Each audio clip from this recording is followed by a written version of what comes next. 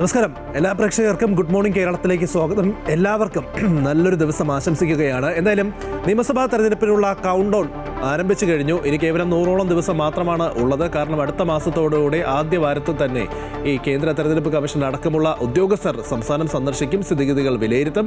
അതിനുശേഷം മാർച്ച് മാസത്തിൽ ഈ തെരഞ്ഞെടുപ്പ് വിജ്ഞാപനം പുറപ്പെടുവിക്കും. ഏപ്രിൽ 2ാം വാരത്തോടുകൂടി ഒറ്റഘട്ടമായിട്ട് തന്നെ സംസ്ഥാനത്ത് നിയമസഭാ തെരഞ്ഞെടുപ്പ് നടക്കും. മെയ് മാസം ആദ്യ വാരത്തിൽ തന്നെ ആരായിരിക്കും 2026 കേരളം ഭരിക്കുന്നത് എന്നതടക്കമുള്ള കാര്യങ്ങൾ നമുക്ക് നമ്മുടെ മുൻപിൽ വ്യക്തമാവുകയും ചെയ്യും. എന്തായാലും പുതിയ പോരാട്ട തന്ത്രങ്ങൾ മെനയുന്ന തിരക്കിലാണ് സംസ്ഥാനത്തെ എല്ലാ രാഷ്ട്രീയ പാർട്ടികളും എന്ന് നമുക്കറിയാം. ഇനിയും തുടരുമെന്ന ആത്മവിശ്വാസമാണ് ഇടതുമുന്നണിയും പ്രത്യേകിച്ച് CPM അടക്കമുള്ള ഇടത് പാർട്ടികൾ ഇപ്പോൾ വെച്ച് പുലർത്തുന്നത്. പക്ഷേ ആ ഇടതുമുന്നണിയോട് കടക്ക് പുറത്ത് പറയാനൊരുങ്ങുന്നു ഐക്യജനാധിപത്യ മുന്നണി. കാരണം VD സതീശൻ അടക്കമുള്ള UDFന്റെ കോൺഗ്രസിന്റെ പ്രധാന നേതാക്കളൊക്കെ തന്നെ ആ വലിയ ആത്മവിശ്വാസം പ്രകടിപ്പിക്കുന്നുമുണ്ട്. മറുവശത്ത് പ്രതീക്ഷയുടെ തന്ത്രങ്ങൾ നെയ്തു കൂട്ടുന്ന തിരക്കിലാണ് BJP. കാരണം തദ്ദേശ തെരഞ്ഞെടുപ്പിലുണ്ടായ മുന്നേറ്റം, പ്രത്യേകിച്ച് തലസ്ഥാന നഗരിയിൽ ഒരു കോർപ്പറേഷൻ പിടിക്കാൻ പറ്റുക എന്ന് പറയുന്നത് ചെറിയ കാര്യമല്ല, നിസ്സാര കാര്യമല്ല. ആ ഒരു ആത്മവിശ്വാസത്തിൽ മുന്നേറുകയാണ് BJP. എന്തായാലും ഇങ്ങനെ തെരഞ്ഞെടുപ്പ് ചൂട് നിൽക്കുന്ന വേളയിലാണ് സംസ്ഥാനത്ത് ഒരു പുതിയ പാർട്ടി കൂടി ഇപ്പോൾ ജന്മം കൊള്ളുകയാണ് ഇന്ന്. കേരളത്തിൽ ഇടതുമുന്നണിക്കൊപ്പം നിൽക്കുന്ന ജനതാദൾ S ഇത് നേരത്തെ ദേശീയ തലത്തിൽ BJPക്കൊപ്പം സഖ്യകക്ഷിയെ നിലനിൽക്കുന്നത്, പ്രത്യേകിച്ച് കർണാടകയിലടക്കം അങ്ങനെ സഖ്യത്തിൽ ആയിരിക്കുന്നത് സംസ്ഥാനത്ത് തന്നെ വലിയ വിമർശനത്തിന് ഇടയാക്കിയ കാര്യമാണ്. പ്രതിപക്ഷം നിരന്തരമായി നിയമസഭയിലടക്കം ഈ വിഷയത്തിൽ വലിയ വിമർശനം ഉന്നയിക്കുകയും ചെയ്തു. എന്നാലും ഈ വിമർശനം കടുത്തതോടെയാണ് ദേശീയ പാർട്ടിയുമായി പ്രത്യേകിച്ച് ഈ BJPയുമായി ഒരുമിച്ച് നിൽക്കുന്ന ആ ഒരു ബന്ധം ഉപേക്ഷിച്ചുകൊണ്ട് സംസ്ഥാനത്ത് പുതിയ പാർട്ടി രൂപീകരിക്കുന്നത്. ഇനി മറ്റൊരു കാര്യം, ഇന്നത്തെ പ്രധാനപ്പെട്ട വിഷയം ശബരിമല സ്വർണ്ണക്കൊള്ളയുമായി ബന്ധപ്പെട്ടുള്ള വിഷയമാണ്. കാരണം ഈ ദ്വാരപാലക ശില്പ കേസിൽ പത്മകുമാർ സമർപ്പിച്ച ജാമ്യാപേക്ഷയിൽ ഇന്ന് നിർണായകമായിട്ടുള്ള വിധിയുണ്ടാകും. മാത്രമല്ല അദ്ദേഹത്തിന്റെ ജാമ്യം ലഭിക്കുമോ എന്നതടക്കമുള്ള കാര്യങ്ങൾ വ്യക്തമാവുകയും ചെയ്യും. ഒപ്പം തന്നെ രാഹുൽ മാങ്കൂട്ടത്തിന്റെ കേസ് ഇന്ന് ഹൈക്കോടതിയുടെ മുൻപിൽ എത്തുകയാണ്. അങ്ങനെ നിരവധി വാർത്തകളുണ്ട്. ആദ്യം തലക്കെട്ടുകൾ നോക്കാം. കേരളം തെരഞ്ഞെടുപ്പ് ചൂടിലേക്ക് ഈ മാസം അവസാനത്തോടെ ഔദ്യോഗിക സീറ്റ് ചർച്ചകളിലേക്ക് കടക്കാൻ മുന്നണികൾ.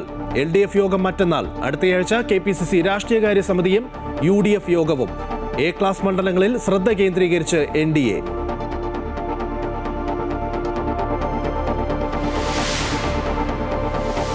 ശബരിമലയിലെ ദ്വാരപാലക പാളി കടത്തിയ കേസിൽ ദേവസ്വം ബോർഡ് മുൻ പ്രസിഡന്റ് A പത്മകുമാറിന് ഇന്ന് നിർണായകം. ജാമ്യാപേക്ഷയിൽ കൊല്ലം വിജിലൻസ് കോടതി ഉത്തരവ് പറയും. ബലാത്സംഗ കേസിൽ രാഹുൽ മാങ്കൂട്ടത്തിൽ MLAയുടെ മുൻകൂർ ജാമ്യാപേക്ഷ ഇന്ന് ഹൈക്കോടതിയിൽ.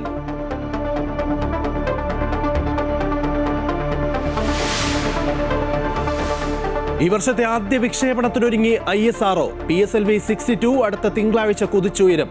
റിമോട്ട് സെൻസിംഗ് മേഖലയിൽ വിപ്ലവകരമായ മാറ്റങ്ങൾ ലക്ഷ്യമിടുന്ന അന്വേഷ പ്രധാന പേലോഡ്. ബഹിരാകാശത്ത് വെച്ച് ഉപഗ്രഹങ്ങളിൽ ഇന്ധനം നിറയ്ക്കുന്ന സാങ്കേതിക വിദ്യയും പരീക്ഷിക്കും.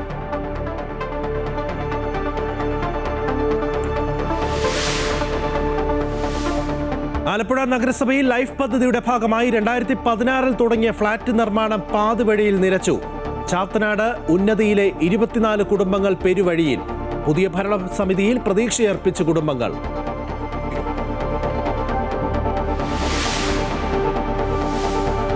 നടൻ വിജയുടെ വിടവാങ്ങൽ ചിത്രം ജനനായകന്റെ റിലീസ് പ്രതിസന്ധി നീങ്ങിയില്ല.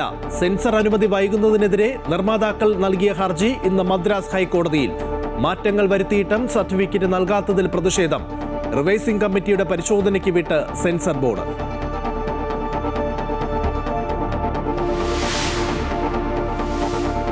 ISL 12ാം സീസണിലെ അനിശ്ചിതത്വം നീങ്ങാൻ നിർണായകമായത് പ്രധാനമന്ത്രി നരേന്ദ്രമോദിയുടെ ഇടപെടൽ. വിവിധ ടീമുകളുടെ ഹോം ഗ്രൗണ്ടുകളിലടക്കം മത്സരങ്ങൾ. വേദികൾ നിശ്ചയിക്കുന്നത് നറുക്കെടുപ്പിലൂടെ. കേരള ബ്ലാസ്റ്റേഴ്സിന് 7 ഹോം മത്സരങ്ങൾക്ക് സാധ്യത. ഈ സീസണിൽ പ്ലേ ഓഫ് മത്സരങ്ങൾ ഉണ്ടാകില്ല.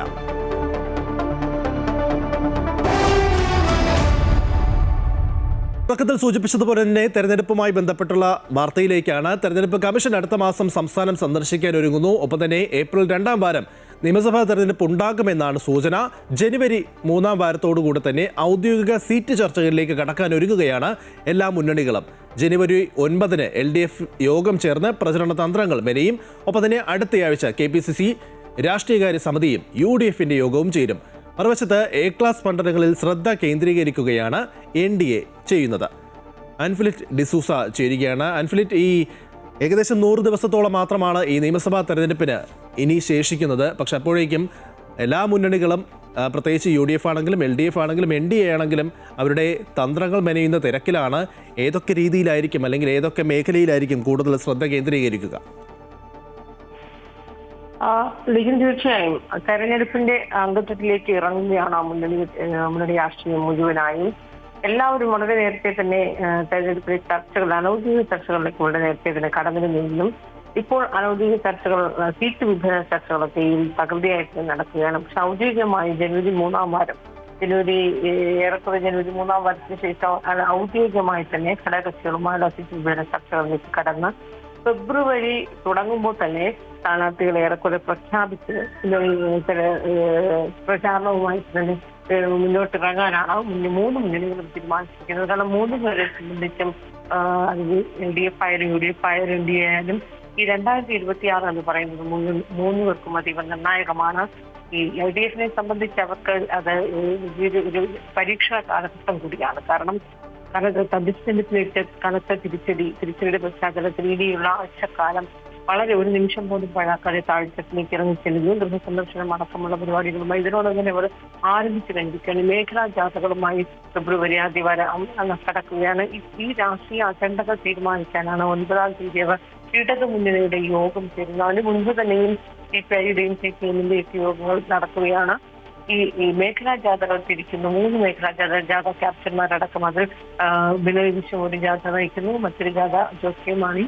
മൂന്നാമത്തെ ജാഥ അത് CPM-ന്റെ നേതാക്കൾ ആരെങ്കിലും MP ഗോവിന്ദൻ അല്ലെങ്കിൽ TP രാമകൃഷ്ണൻ ഉൾപ്പെടെ നേതാക്കളായിരിക്കും മൂന്നാമത്തെ ജാഥ നയിക്കുക. ഇത്തരത്തിൽ മേഖലാ ജാഥകൾ നടത്തുകയും അതിന് 12-ാം തീയതി ജനുവരി 12-ന് ഉപവാസ സമരം നടത്തുന്നു. മുഖ്യമന്ത്രി, മന്ത്രിമാരും MLA-മാരും MP-മാരും അടക്കം LDF നേതാക്കളൊക്കെ തന്നെയും രക്തസാക്ഷി മണ്ഡപത്തിൽ നടക്കുന്ന ഉപവാസ സമരത്തിൽ ഏകദിന ഉപവാസ സമരത്തിൽ പങ്കെടുക്കും.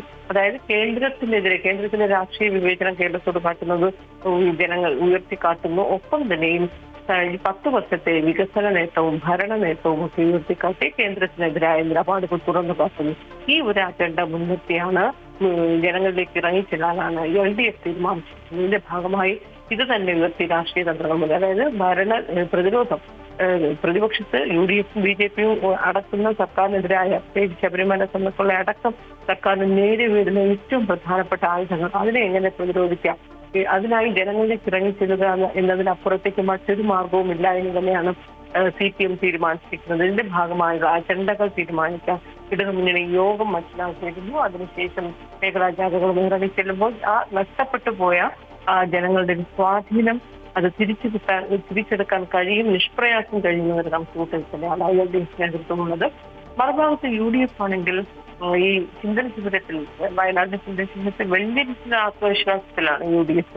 100 സീറ്റ് എന്നത് ലക്ഷ്യമാക്കി തന്നെ പ്രചാരണത്തിലിറങ്ങുന്നു. പക്ഷെ 85 സീറ്റുകൾ ഉറപ്പായി ലഭിക്കുമെന്ന് തന്നെയാണ് CPM-ന്റെ കണക്കുകൂട്ടൽ. കാരണം ഈ കനകലുവിന്റെ കൃത്യമായ സർവേ, കനകലുവിന്റെ ആ സർവേ അടിസ്ഥാനമാക്കി തന്നെ സ്ഥാനാർത്ഥികളെ നിർണ്ണയിക്കാമെന്നാണ് ഇപ്പോൾ തീരുമാനിച്ചിരിക്കുന്നത്. കാരണം മുമ്പൊക്കെ പഴയ കാലത്ത് കോൺഗ്രസ് സ്ഥാനാർത്ഥികളെ തീരുമാനിക്കുന്നത് പോലെ ഈ ജില്ലാ ഘടകങ്ങളല്ല, അതിനപ്പുറത്തേക്ക് പ്രാദേശിക ഘടകങ്ങളിലേക്ക് ഇറങ്ങിച്ചെന്ന് പ്രാദേശിക ഘടകങ്ങൾ പറയുന്ന സ്ഥാനാർത്ഥികളെ, ഈ ഘടകങ്ങളിൽ എത്രത്തോളം അനുകൂല സാഹചര്യമാണുള്ളത് ഈ സ്ഥാനാർത്ഥിക്ക് ചർച്ച ചെയ്ത് മാത്രമേ തീരുമാനിക്കത്തുള്ളൂ. ഈ തദ്ദേശ തെരഞ്ഞെടുപ്പിൽ അങ്ങനെ ഒരു തന്ത്രമായിരുന്നു UDF പുറത്തെടുത്തത്.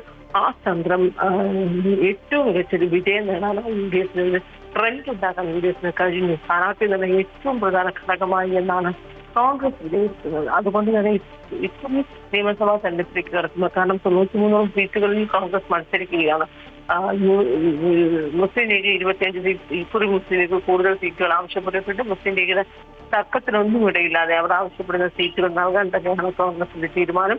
അങ്ങനെ വരുമ്പോൾ കോൺഗ്രസ് ഉറപ്പായും സ്ഥാനാർത്ഥി തന്നെ ഏറ്റവും വലിയൊരു പ്രധാനമായ ഒരു വെല്ലുവിളിയായി ഏറ്റെടുക്കുന്നില്ല, താഴെത്തട്ടിലേക്ക് വിടുകയാണ്. അതുള്ള സിറ്റിംഗ് MLA-മാർക്ക് കൊടുക്കുമ്പോൾ സിറ്റിംഗ് MLA-മാരെ അതേപടി നിലനിർത്തത്തില്ല. അവിടെയും ഒരു സർവേ നടക്കും. ഓരോ മണ്ഡലത്തിലും ഈ നിലവിലെ സിറ്റിംഗ് MLA-മാർ ഏത് രീതിയിലുള്ള ഒരു പ്രകടനമാണ് കാഴ്ചവെച്ചത് അത് കൃത്യമായി തന്നെ സർവേ നടത്തി ഇനി അവർക്ക് ജയിക്കാനുള്ള സാധ്യത എത്രത്തോളം ഉണ്ട് എന്ന് കൃത്യമായി വിലയിരുത്തിയ ശേഷം മാത്രമേ അവർക്ക് വീണ്ടും ആ സിറ്റിംഗ് സീറ്റ് നൽകുകയുള്ളൂ, അവരെ വീണ്ടും മത്സരിപ്പിക്കുകയുള്ളൂ എന്നുള്ള തീരുമാനങ്ങളിലേക്കൊക്കെ കോൺഗ്രസ് എത്തിയിരിക്കണം. ഒപ്പം തന്നെയും MP-മാരെ മത്സരിക്കേണ്ടതില്ല എന്ന് ഹൈക്കമാൻഡൊക്കെ നേരത്തെ ഒരു നിയന്ത്രണമൊക്കെ ഏർപ്പെടുത്തിയെങ്കിലും ഇത്തവണത്തെ തെരഞ്ഞെടുപ്പിൽ ജനപ്രിയരായ അല്ലെങ്കിൽ ജനസ്വാധീനമുള്ള എംപിമാരെ കളത്തിലിറക്കാമെന്ന് കോൺഗ്രസ് ഏറെക്കുറെ തീരുമാനിച്ചിരിക്കുന്നു. ഷാഫി പ്രബുൽ, ഹൈബി ഈഡൻ, കെ സുധാകരൻ, ഒരുപക്ഷെ അടൂർ പ്രകാശ് പോലും പത്തനംതിട്ടയിൽ മത്സരിക്കാനുള്ള സാധ്യത ഇതൊന്നും തന്നെ തള്ളിക്കളയുന്നില്ല. അങ്ങനെ ജനകീയരായ സ്വാധീനമുള്ള എംപിമാരെയും കളത്തിലിറക്കി തന്നെ ഇത്തവണ പടപൊരുതാൻ യുഡിഎഫും കോൺഗ്രസും തീരുമാനിച്ചിരിക്കുന്നു. ഒപ്പം എൻഡിഎയും സീറ്റ് വിഭജന ചർച്ചകളിലേക്കൊക്കെ ഒരു ജനുവരി 3-ാം വാരത്തോടുകൂടി കൃത്യമായി തന്നെ ഔദ്യോഗികമായി തന്നെ കറക്കാൻ തീരുമാനിച്ചിരിക്കുന്നു. എൻഡിഎ ബിജെപിയെ സംബന്ധിച്ച് സ്റ്റാർ കാറ്റഗറിയിൽ അവർ കരുതപ്പെടുന്ന അല്ലെങ്കിൽ അവർ വിലയിരുത്തുന്ന മണ്ഡലങ്ങൾ കേന്ദ്രീകരിച്ച് വലിയ രീതിയിൽ പ്രവർത്തനവും രാഷ്ട്രീയ തന്ത്രങ്ങളുമായി മുന്നോട്ട് പോകുക, അതാണ് അവരുടെ ലക്ഷ്യം. 30 സീറ്റുകളാണ് ഇത്. ലോക്സഭാ തെരഞ്ഞെടുപ്പിന്റെ ഒരു കണക്കുകൂട്ടൽ 30 നിയമസഭാ തെരഞ്ഞെടുപ്പ് തങ്ങളുടെ കൈവശമുണ്ട് എന്ന് അവർ കരുതുന്നു.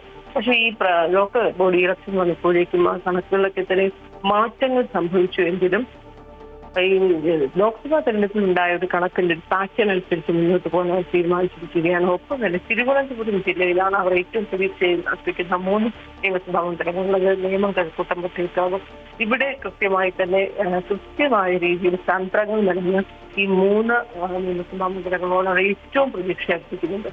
അവിടെ കൂടുതൽ ശ്രദ്ധ കേന്ദ്രീകരിച്ചു അങ്ങനെ മുന്നോട്ട് തീരുമാനിച്ചിരിക്കുന്നത്. അതിൽ നിയമത്തെ കഴിച്ചിട്ട് ഏറെക്കുറെ സ്ഥാനാർത്ഥികളെ തീരുമാനിച്ചതുപോലെ തന്നെയാണ് രാജീവ് ചന്ദ്രശേഖരൻ, വി മുരളീധരൻ, വട്ടിയൂർക്കാവ് കെ സുരേന്ദ്രൻ ഉൾപ്പെടെയുള്ള ഏറ്റവും പ്രമുഖ നേതാക്കളുടെ പേരുകളൊക്കെ ഉയർന്നിരിക്കുന്നു. ഒപ്പം തന്നെ മറ്റ് പ്രമുഖ നേതാക്കളെ ശോഭാ സുരേന്ദ്രൻ, എം പി രമേശ് അടക്കമുള്ളവർക്ക് ഏറ്റവും പ്രധാന മണ്ഡലങ്ങളുണ്ട്. അങ്ങനെ ശ്രദ്ധ കേന്ദ്രീകരിച്ച് മുന്നോട്ട് പോവുകയാണ് 3 മുന്നണികൾ. ശരി അൻഫിലിറ്റ്, എന്തായാലും വലിയ പ്രതീക്ഷയാണ് 3 മുന്നണികളും വെച്ച് പുലർത്തുന്നത്. പ്രത്യേകിച്ച് ഈ തദ്ദേശ തെരഞ്ഞെടുപ്പിന് ശേഷം വലിയ ഒരു മുന്നേറ്റം ഉണ്ടാക്കാൻ UDFന് സാധിച്ചു. അത് ഈ നിയമസഭാ തെരഞ്ഞെടുപ്പ് വരെ കൊണ്ടുപോകാൻ സാധിക്കും, അല്ലെങ്കിൽ ആ രീതിയിൽ മുന്നോട്ട് പോകാൻ സാധിക്കുമെന്ന് അവർ പ്രതീക്ഷിക്കുകയാണ്. പക്ഷേ വലുതായി ജനങ്ങളിൽ നിന്നും അകന്നിട്ടില്ല എന്നുള്ള ആത്മവിശ്വാസം LDF വെച്ച് പുലർത്തുമ്പോൾ NDA തങ്ങൾക്ക് കൂടുതൽ മുന്നോട്ട് മെച്ചപ്പെട്ട രീതിയിൽ മുന്നോട്ട് വരാൻ സാധിക്കും എന്നുള്ള ആത്മവിശ്വാസം എന്തായാലും NDA പുലർത്തുന്നുണ്ട്. അതുമായി ബന്ധപ്പെട്ടുള്ള ഈ സീറ്റ് നിർണ്ണയ ചർച്ചകളാണ് വളരെ പ്രധാനം. അതൊക്കെ തന്നെ വരും ദിവസങ്ങളിൽ പുരോഗമിക്കും. എത്രയും പെട്ടെന്ന് തന്നെ സ്ഥാനാർത്ഥികളെ പ്രഖ്യാപിക്കുമെന്നാണ് 3 മുന്നണികളും അവകാശപ്പെടുന്നത്. അൻഫിലിറ്റ് ആയിരുന്നു വിവരങ്ങൾ നൽകിയത്. സംസ്ഥാനത്ത് ഒരു ജനതാ പാർട്ടി കൂടി രൂപം കൊള്ളുകയാണ്. ഇന്ത്യൻ സോഷ്യലിസ്റ്റ് ജനതാ പാർട്ടി എന്ന പേരിലാകും പുതിയ പാർട്ടി. കേരളത്തിൽ ഇടതുമുന്നണിക്കൊപ്പം നിൽക്കുന്ന ജനതാദൾ എസ് ദേശീയ തലത്തിൽ BJPയുടെ സഖ്യകക്ഷി ആയതോടെയാണ് ദേശീയ പാർട്ടിയുമായി ബന്ധം ഉപേക്ഷിച്ച് സംസ്ഥാനത്ത് പുതിയ പാർട്ടി രൂപീകരിക്കുന്നത്.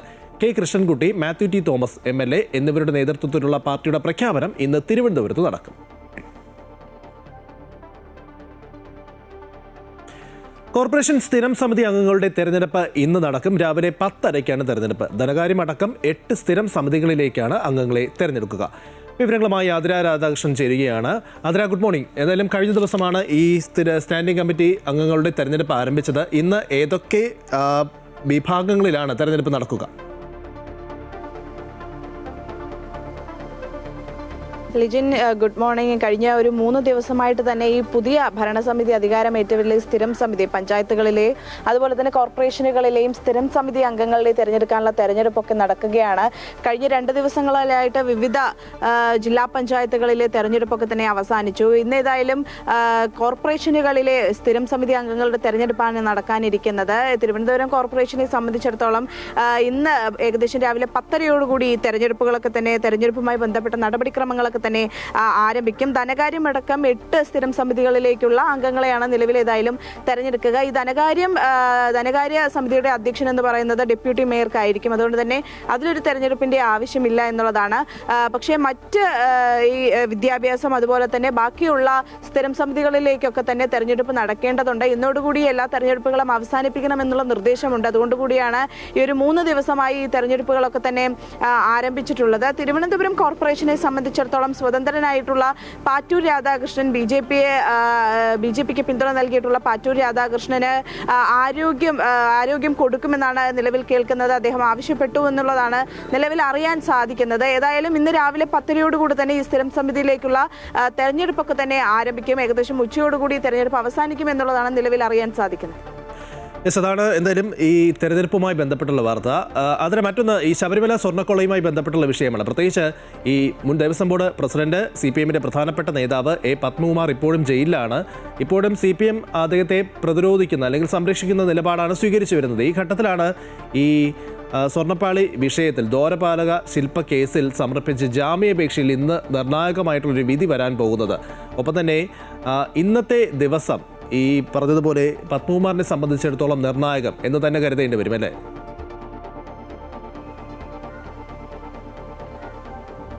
ലിജിൻ, തീർച്ചയായും പത്മകുമാറിനെ സംബന്ധിച്ചിടത്തോളം ഇന്ന് അത്രയും നിർണായകമായിട്ടുള്ളൊരു ദിവസമാണ്. കാരണം ഈ ശബരിമല സ്വർണ്ണക്കൊള്ള കേസിൽ മുൻ ദേവസ്വം ബോർഡ് പ്രസിഡന്റായിരുന്നു, അതുപോലെ തന്നെ CPM-ന്റെ ഒരു പ്രമുഖ നേതാവ് കൂടിയാണ് പത്മകുമാർ. അദ്ദേഹത്തിന്റെ ഇന്ന് കൊല്ലം വിജിലൻസ് കോടതി ജാമ്യാപേക്ഷ പരിഗണിക്കും.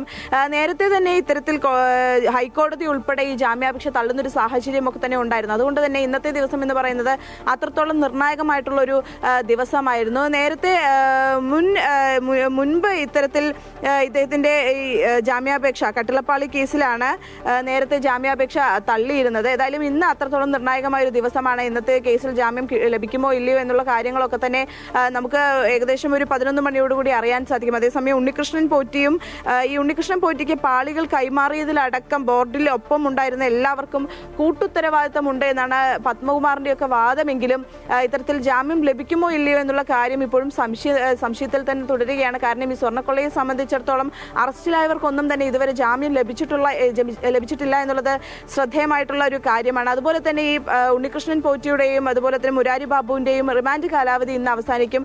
ഏതായാലും പ്രത്യേക അന്വേഷണ സംഘം കോടതിയെ സമീപിച്ച് ഈ റിമാൻഡ് കാലാവധി നീട്ടാനുള്ളൊരു സാധ്യതയാണ് നിലവിൽ ഏതായാലും ഉള്ളത്. ഈ പത്മകുമാറിനെ സംബന്ധിച്ചിടത്തോളം ഹൈക്കോടതിയിലടക്കം വലിയ രീതിയിൽ ഈ സ്വർണ്ണപ്പാളികളിൽ ചെമ്പ് പാളികൾ എന്ന് എഴുതി ഉണ്ണികൃഷ്ണൻ പോറ്റിക്ക് പാളികൾ കൈമാറിയതിൽ ഈ സ്വന്തം കൈപ്പടയിൽ രേഖ എഴുതി നൽകി എന്നുള്ളതടക്കം SIT ഹൈക്കോടതിയെ അറിയിച്ചിട്ടുണ്ട്. അതൊക്കെ കൊണ്ട് തന്നെ ആ തെളിവുകൾ ഉൾപ്പെടെ SIT നീങ്ങിയത് കൊണ്ട് തന്നെ ഇനി ജാമ്യം ലഭിക്കുമോ എന്നുള്ള കാര്യം നമുക്ക് കണ്ടറിയണം. ജാമ്യം ലഭിക്കാനുള്ള ഒരു സാധ്യത കുറവാണെങ്കിൽ തന്നെയും നിലവിൽ ഏതായാലും വിജിലൻസ് കോടതിയിൽ ഇന്ന് ജാമ്യാപേക്ഷ പരിഗണിക്കും. അതുകൊണ്ട് തന്നെ പത്മകുമാറിനെ സംബന്ധിച്ചിടത്തോളം ഇന്ന് നിർണായകമായിട്ടുള്ളൊരു ദിവസമാണ്. ശരി, എന്നാലും ശബരിമല സ്വർണ്ണക്കൊള്ളയുമായി ബന്ധപ്പെട്ടുള്ള വാർത്തയാണ്. ഇപ്പോഴും പത്മകുമാർ പറഞ്ഞുകൊണ്ടിരിക്കുന്നത് തനിക്ക് മാത്രമല്ല കൂട്ടുത്തരവാദിത്തമാണ് ഈ കൊള്ളയിലുള്ളത് എന്നാണ്. പക്ഷേ ഈ പത്മകുമാറിനെ ചുറ്റിപ്പറ്റി മാത്രമാണ് അന്വേഷണം നടക്കുന്നത് എന്നുള്ള പ്രതിപക്ഷത്തിൻ്റെ ആരോപണമൊക്കെ ശരിവെക്കുന്ന തരത്തിലാണ് SITയുടെ മുന്നോട്ട് പോക്ക്. എങ്ങനെ ഈ കൂട്ടുത്തരവാദിത്തമാണ് എങ്കിൽ ആരൊക്കെയാണ് ഇതിൻ്റെ പിന്നിൽ എന്നത് അടക്കമുള്ള കാര്യങ്ങൾ പുറത്തു വരേണ്ടതുണ്ട്. പക്ഷേ അത് ഇതുവരെയും വരുന്നില്ല. വരും ദിവസങ്ങളിൽ വരും എന്ന് പ്രതീക്ഷിക്കാം. മാതിരിയാണ് വിവരങ്ങൾ നൽകിയത്. അന്തരിച്ച മുൻ മന്ത്രി VK ഇബ്രാഹിം കുഞ്ഞിന്റെ സംസ്കാരം ഇന്ന് നടക്കും. രാവിലെ 10 മണിക്ക് ആലങ്ങാട് ജുമാ മസ്ജിദ് ഖബർസ്ഥാനിലാണ് ഖബറടക്കുക. പ്രതിപക്ഷ നേതാവ് VD സതീശൻ, മന്ത്രി P രാജീവ് തുടങ്ങിയവർ ഇബ്രാഹിം കുഞ്ഞിന് ഇന്നലെ അന്ത്യോപചാരം അർപ്പിച്ചിരുന്നു. കിരൺ കുമാർ ചേരുകയാണ്. Kiran, good morning. കഴിഞ്ഞ ദിവസം തന്നെ നമ്മൾ കണ്ടതാണ് നിരവധിയായിട്ടുള്ള നേതാക്കൾ, പ്രത്യേകിച്ച് അദ്ദേഹത്തിന് ഒരു വലിയ സ്ഥാനം കേരള രാഷ്ട്രീയത്തിലുണ്ടായിരുന്നു. എന്തായാലും ഇന്നും അത്തരത്തിൽ നിരവധി നേതാക്കൾ വരാൻ തന്നെയാണ് സാധ്യത. എപ്പോഴായിരിക്കും ഈ സംസ്കാര ചടങ്ങുകൾ നടക്കുക?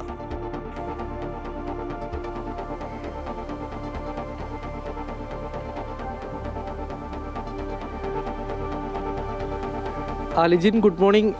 മുസ്ലിം ലീഗിൻ്റെ മധ്യ കേരളത്തിലെ ഒരു പ്രമുഖനായ നേതാവിനെയാണ് ഇന്നലെ VK ഇബ്രാഹിം കുഞ്ഞിൻ്റെ മരണത്തോടുകൂടി നഷ്ടമായിരിക്കുന്നത്. അദ്ദേഹത്തിന് നിരവധി പ്രമുഖരാണ് ഇന്നലെ മുതൽ തന്നെ അന്ത്യോപചാരം അർപ്പിക്കാനായിട്ട് എത്തിക്കൊണ്ടിരുന്നത്. അത് 3:40 ഉച്ചയ്ക്ക് ശേഷം 3:40 അദ്ദേഹത്തിൻ്റെ മരണം സംഭവിച്ചത്. ക്യാൻസർ ബാധിതനായി ഏറെ നാളായി തന്നെ കൊച്ചിയിലെ സ്വകാര്യ ആശുപത്രിയിൽ ചികിത്സയിലായിരുന്നു. ഈ ചികിത്സയിൽ കഴിയുന്നതിനിടയിൽ അദ്ദേഹം മരണം സംഭവിക്കുകയും ഈ സമയത്ത് തന്നെ ആശുപത്രിയിലെത്തി നിരവധി പേർ അദ്ദേഹത്തിന് അന്ത്യോപചാരം അർപ്പിച്ചിരുന്നു. പിന്നീട് അദ്ദേഹത്തെ 5 മണിയോടുകൂടിയാണ് അദ്ദേഹത്തിൻ്റെ ഭൗതികദേഹം കളമശ്ശേരി ഞാലകം ജുമാ മസ്ജിദിലെ ഈ കൺവെൻഷൻ സെൻറ്ററിലേക്ക് കൊണ്ടുവന്നത്. അവിടെ പൊതുദർശനത്തിന് വെച്ച സമയത്ത് നിരവധി പ്രമുഖരാണ് അദ്ദേഹത്തിന് അന്ത്യോപചാരം അർപ്പിക്കാനായിട്ട് എത്തിയിരുന്നത്.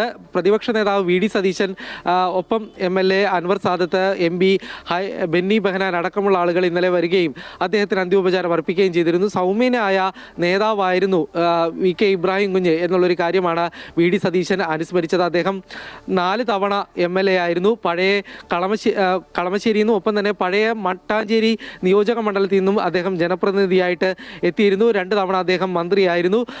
മന്ത്രിയായിരുന്ന കാലഘട്ടത്തിലെല്ലാം തന്നെ അദ്ദേഹം വഹിച്ച വകുപ്പുകൾ, അത് വ്യവസായ വകുപ്പുണ്ട്, ഒപ്പം തന്നെ പൊതുമരാമത്ത് വകുപ്പ്. ഈ 2 വകുപ്പുകളും വളരെ ഒരു കൈയടക്കത്തോടു കൂടി തന്നെ കൈകാര്യം ചെയ്ത ഒരു വ്യക്തിയായിരുന്നു അദ്ദേഹം എന്നുള്ളൊരു കാര്യമാണ് മന്ത്രി ഈ പ്രതിപക്ഷ നേതാവ് സൂചിപ്പിച്ചത്. അതിനുശേഷം രാത്രി ഇന്നലെ P രാജീവും അദ്ദേഹത്തിന് അന്ത്യോപചാരം അർപ്പിക്കാനായിട്ട് ചടങ്ങുകൾക്ക് പൊതുദർശനം ഉണ്ടാകും എന്നുള്ളൊരു കാര്യമാണ് അറിയിച്ചിരിക്കുന്നത്. 10 മണിയോടുകൂടിയായിരിക്കും സംസ്കാര ചടങ്ങുകൾ ഉണ്ടാവുക.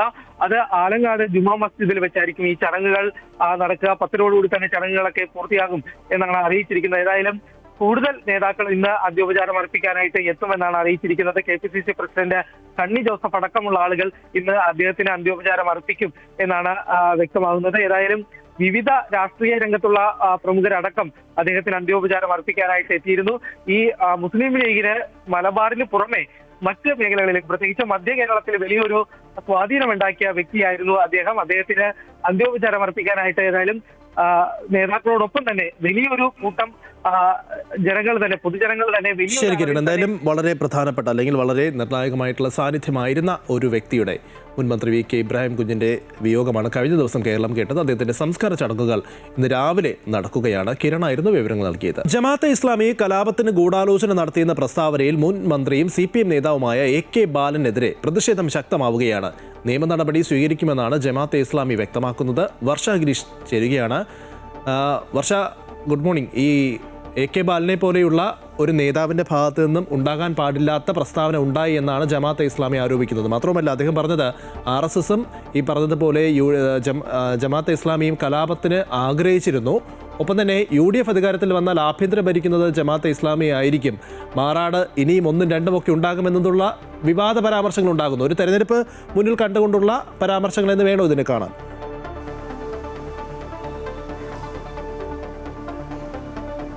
അതെ, തീർച്ചയായും അക്കാര്യം തന്നെയാണ് ജമാഅത്തെ ഇസ്ലാമി സംസ്ഥാന സെക്രട്ടറി ആയിട്ടുള്ള ഷിഹാബ് പൂക്കോട്ടൂർ അദ്ദേഹത്തിന്റെ FB പോസ്റ്റിലൂടെ പങ്കുവെക്കുന്നത്.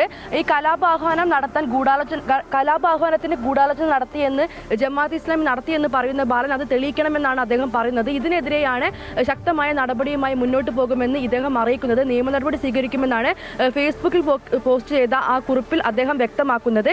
ഇന്ത്യയിൽ എവിടെയെങ്കിലും ഒരു വർഗീയ പരാമർശം ജമാഅത്തെ ഇസ്ലാമി നടത്തിയെന്ന് തെളിയിക്കാൻ ബാലൻ കഴിയുമോ എന്നും ഈ ഒരു പങ്കുവെച്ച കുറിപ്പിൽ അദ്ദേഹം ചോദിക്കുന്നുണ്ട്. അതോടൊപ്പം തന്നെ അദ്ദേഹം പറയുന്ന മറ്റൊരു പ്രധാനപ്പെട്ട കാര്യം, UDF അധികാരത്തിലെത്തിയാൽ ജമാഅത്തെ ഇസ്ലാമി ആയിരിക്കും ഈ ആഭ്യന്തര വകുപ്പ് കൈകാര്യം ചെയ്യുക എന്നായിരുന്നു ബാലന്റെ പ്രസ്താവന. ഇത് CPMന്റെ തെരഞ്ഞെടുപ്പ് മുന്നിൽ കണ്ടുള്ള CPMന്റെ വർഗീയ അജണ്ടയുടെ ഭാഗമായുള്ള പ്രസ്താവനയാണെന്നും അദ്ദേഹം ചൂണ്ടിക്കാണിക്കുന്നുണ്ട്. എന്തായാലും CPMനെതിരെ അദ്ദേഹം വലിയ രീതിയിലുള്ള ഒരു ആരോപണം തന്നെയാണ് ഉന്നയിക്കുന്നത്. വർഗീയത പ്രചരിപ്പിക്കുന്നവരെ കൂട്ടുപിടിച്ച് സ്വന്തം നിലയിൽ വർഗീയത ആളിക്കത്തിക്കാനാണ് CPM ശ്രമിക്കുന്നത് എന്നുള്ള കാര്യം കൂടി ഇത് വ്യക്തമാക്കുന്നുണ്ട്. എന്തായാലും നിയമ നടപടി സ്വീകരിക്കുന്നുള്ള കാര്യം തന്നെയാണ് അദ്ദേഹം വ്യക്തമാക്കുന്നത്. കാരണം ഒരിക്കൽ പോലും ജമാഅത്തെ ഇസ്ലാമി ഇന്ത്യയിൽ എവിടെയും ഒരു വർഗീയ പരാമർശം നടത്തിയിട്ടില്ല. പിന്നെ എന്തിന്റെ അടിസ്ഥാനത്തിലാണ് AK ബാലന്റെ ഈ പ്രതികരണം എന്നുള്ളതാണ് അദ്ദേഹം ചോദിക്കുന്നത്. എന്തായാലും അക്കാര്യം അദ്ദേഹം വ്യക്തമാക്കണം. നിയമ നടപടിയുമായി മുന്നോട്ട് പോകുമെന്നുള്ള കാര്യം കൂടെ ഈ പങ്കുവെക്കുന്ന കുറിപ്പിൽ വ്യക്തമാക്കുന്നു.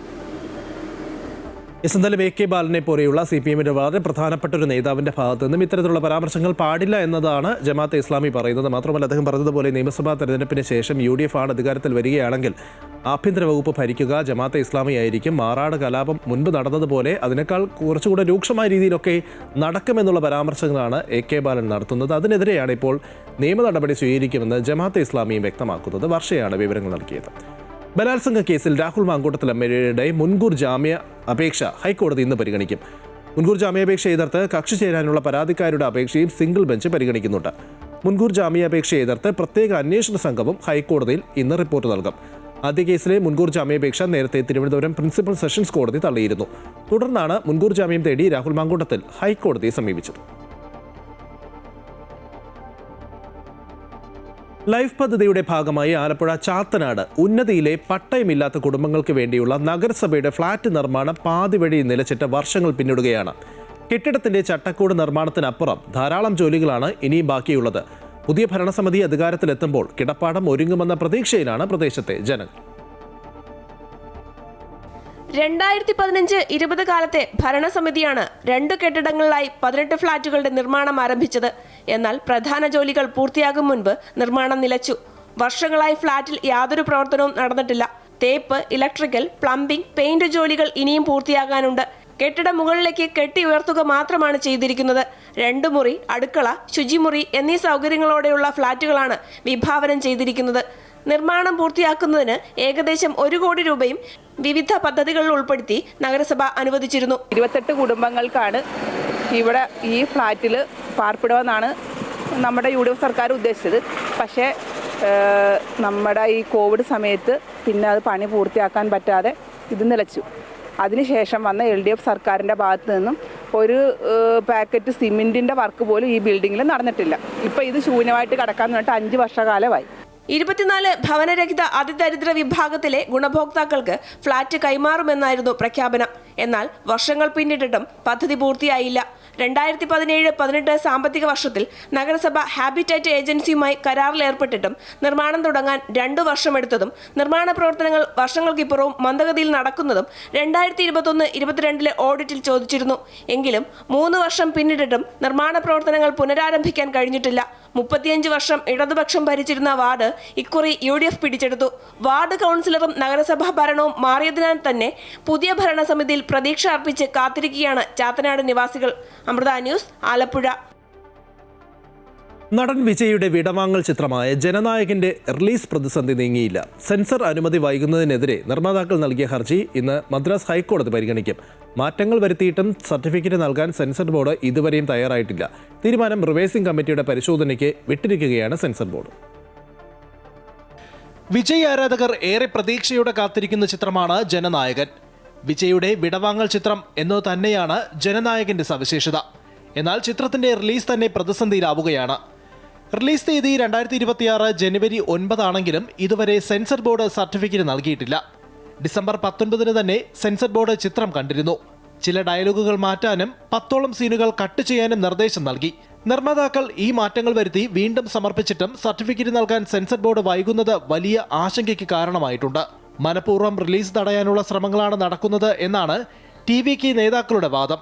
സിനിമയുടെ ശക്തമായ രാഷ്ട്രീയ പശ്ചാത്തലവും കാലതാമസത്തിന് പിന്നിലുണ്ട് എന്ന് തമിഴക വെട്രിക്കഴകം ആരോപിക്കുന്നു. സർട്ടിഫിക്കറ്റ് ലഭിക്കാത്തതിനാൽ തമിഴ്നാട്ടിലെ പല പ്രമുഖ തിയേറ്ററുകളും അഡ്വാൻസ് ബുക്കിംഗ് തുടങ്ങിയിട്ടില്ല. എന്നാൽ കേരളം, കർണാടക എന്നിവിടങ്ങളിലും വിദേശത്തും ബുക്കിംഗ് നേരത്തെ തന്നെ ആരംഭിച്ചിട്ടുമുണ്ട്. വിനോദിന്റെ സംവിധാനം, രാഷ്ട്രീയ പശ്ചാത്തലമുള്ള കഥ, സമകാലിക സാമൂഹ്യ പ്രശ്നങ്ങൾ എന്നിവയും വിജയുടെ അവസാന ചിത്രമെന്ന ആരാധകരുടെ വികാരവും ചിത്രത്തോടുള്ള താല്പര്യം വർദ്ധിപ്പിച്ചതായിട്ടാണ് റിപ്പോർട്ടുകൾ.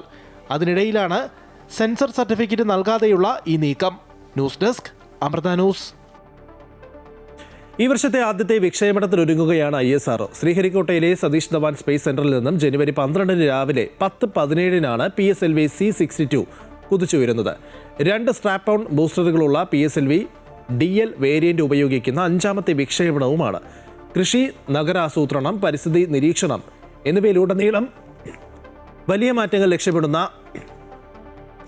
EOS N1 അന്വേഷ ആണ് പ്രധാന പേലോഡ്. കൂടാതെ 18ലധികം ഉപഗ്രഹങ്ങളും വിക്ഷേപണത്തിന്റെ ഭാഗമാകും. ഇവ വിക്ഷേപണത്തിലൂടെ ഭ്രമണപഥത്തിലെത്തിക്കും. ബഹിരാകാശത്ത് വെച്ച് ഉപഗ്രഹങ്ങളിൽ ഇന്ധനം നിറയ്ക്കുന്ന സാങ്കേതിക വിദ്യയും പരീക്ഷിക്കും. അന്താരാഷ്ട്ര സഹകരണത്തിന്റെ ഭാഗമായി ഇൻഡോ മൗറീഷ്യസ് സംയുക്ത ഉപഗ്രഹവും ദൗത്യത്തിൽ ഉൾപ്പെടും.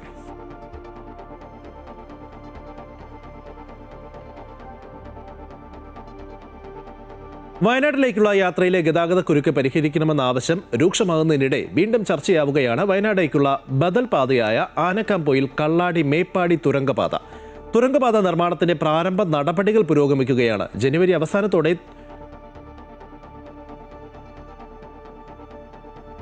അവസാനത്തോടെ ഇതിന്റെ പ്രവർത്തികൾ ആരംഭിക്കും.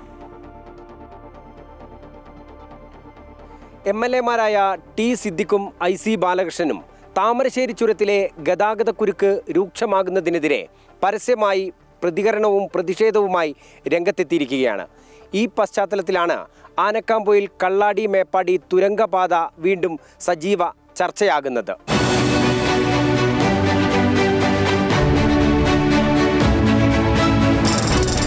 കഴിഞ്ഞ ഓഗസ്റ്റ് 31-നാണ് തുരങ്കപാതയുടെ നിർമ്മാണോദ്ഘാടനം മുഖ്യമന്ത്രി പിണറായി വിജയൻ നിർവഹിച്ചത്. ആനക്കാംപൊയിലിൽ നിന്ന് 22 കിലോമീറ്റർ കൊണ്ട് വയനാട്ടിലെ മേപ്പാടിയിലെത്താം. 2043 കോടി രൂപയാണ് തുരങ്കപാതയുടെ പ്രതീക്ഷിത ചെലവ്. മുത്തപ്പൻ പുഴയിൽ നിന്നും ആനക്കാംപൊയിൽ കള്ളാടി മേപ്പാടി തുരങ്കപാത ആരംഭിക്കുന്നത് ഇവിടെ നിന്നാണ്. ആദ്യ തുരങ്കം വരുന്നത് ഈ ഭാഗത്താണ്. അതിനുശേഷം 15 മീറ്റർ മാറിയാണ് രണ്ടാമത് തുരങ്കം വരിക. ഈ ആദ്യ തുരങ്കത്തിലൂടെയാണ് അങ്ങോട്ടേക്ക് യാത്ര ചെയ്യാനാവുക. തിരിച്ച് ഇങ്ങോട്ടേക്ക് യാത്ര ചെയ്യുന്ന തുരങ്കം അവിടെ നിർമ്മാണം ഏകദേശം ആരംഭിച്ചിട്ടുണ്ട്. തുരക്കുന്ന പ്രവൃത്തി അടുത്ത മാസത്തോടു കൂടി ആരംഭിക്കും. 8.11 കിലോമീറ്റർ നീളമുള്ള ഇരട്ട തുരങ്കപാതയിൽ ഉയർന്ന സുരക്ഷാ സംവിധാനങ്ങളാണ് ഉണ്ടാവുക. 24 മണിക്കൂറും പ്രവർത്തിക്കുന്ന കൺട്രോൾ റൂം, 100-ലധികം CCTV-കൾ, അമിത ഉയരമുള്ള വാഹനങ്ങൾ കണ്ടെത്തിയാൽ സിഗ്നൽ നൽകും. ഓരോ 300 മീറ്ററിലും ക്രോസ് പാസേജുകൾ ഉണ്ടാകും. ഇരുവഴിഞ്ഞിപ്പുഴയിൽ പാലങ്ങൾക്കും കലുങ്കുകൾക്കും പുറമെ അടിപ്പാതയും സർവീസ് റോഡും ഉണ്ടാകും. അപ്പോൾ അതിന് അനുബന്ധമായ മണ്ണ് മാറ്റൽ, അതുപോലെ തന്നെ മറ്റ് സാമഗ്രികൾ, യന്ത്ര സാമഗ്രികൾ എത്തിക്കുക തുടങ്ങിയ കാര്യങ്ങളെല്ലാം ചെയ്യേണ്ടതുണ്ടായിരുന്നു. അവർക്കുള്ള ക്യാമ്പ് ഷെഡ്, അവർക്ക് എക്സ്പ്ലോസീവ് സൂക്ഷിക്കാൻ ആവശ്യമായിട്ടുള്ള കാര്യങ്ങൾ, ലേബേഴ്സിനെ ക്യാമ്പ് ചെയ്യിക്കാനുള്ള സൗകര്യങ്ങൾ. അപ്പോൾ നിർമ്മാണ പ്രവൃത്തിയുടെ ഭാഗമായ അനുബന്ധ പ്രവർത്തനങ്ങളെല്ലാം ഇതിനോടകം പൂർത്തീകരിക്കുന്ന സാഹചര്യമുണ്ട്. എഗ്രിമെന്റ് പീരീഡ് 4 വർഷമാണ്.